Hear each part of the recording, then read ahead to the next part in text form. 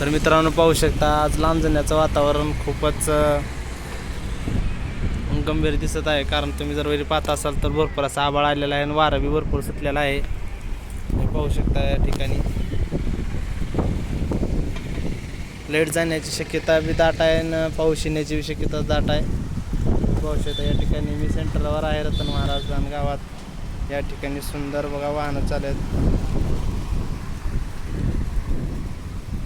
पेरायचे दिवस आता जवळच आहेत असं वाटलं नाही, कारण वारं थंडगार सुटले, बहुतेक पाऊस कुठं तर चालू आहे.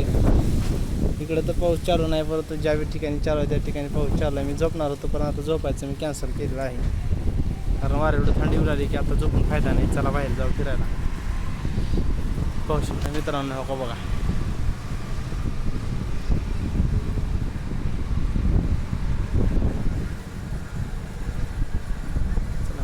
कसा लांबजण चालू खतरनाक.